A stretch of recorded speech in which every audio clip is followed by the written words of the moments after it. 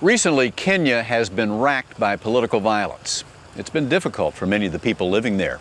But as we're about to see, the fallout impacts not only humans, but animals as well. This is Kenya's Masai Mara, one of Africa's great natural wonders, filled with the wonder of life.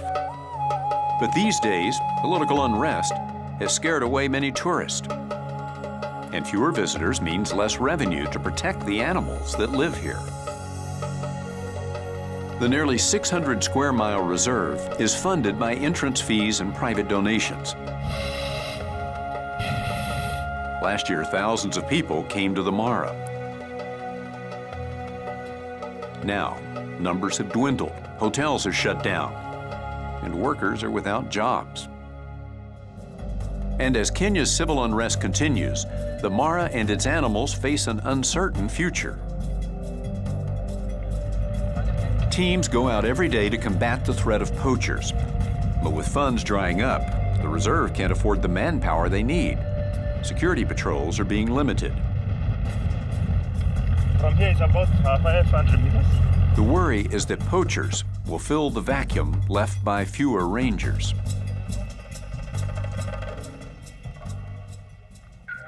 This is Joseph Kimujino. He hunts daily for snares that either kill animals or leave them maimed and vulnerable to attack from predators. So when the animal is going, and then the snare may end up holding the neck or maybe pulling it with its legs. Being caught in a snare and left to die is a painful, grueling death. Brian Heath, director of the Mara Conservancy, says he has less money now to combat poachers.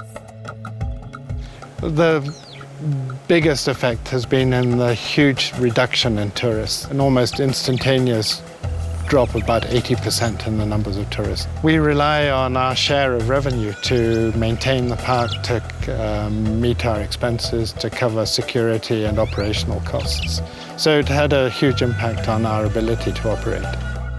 This patrol manages to apprehend some suspects and scare off others.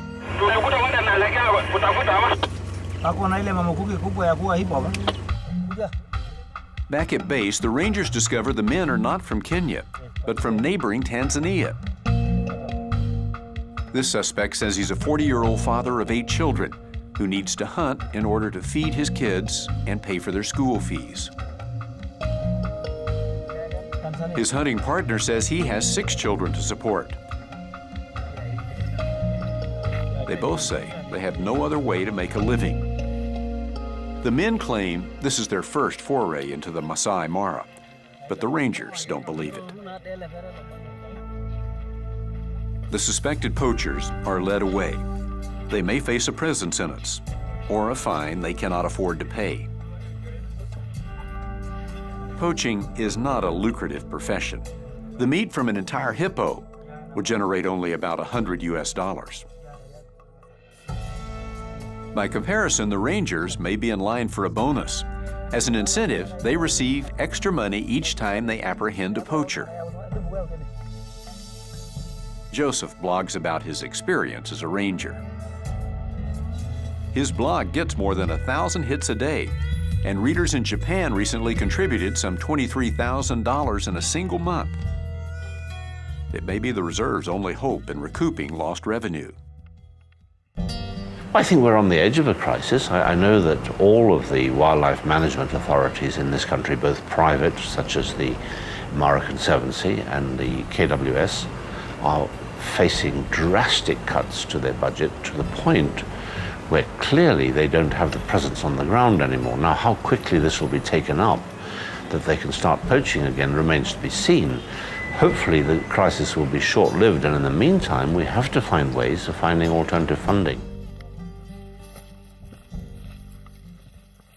These days, fewer people may be seeing this spectacular reserve in person, but perhaps through the World Wide Web, they will experience the Masai Mara and understand it needs global support.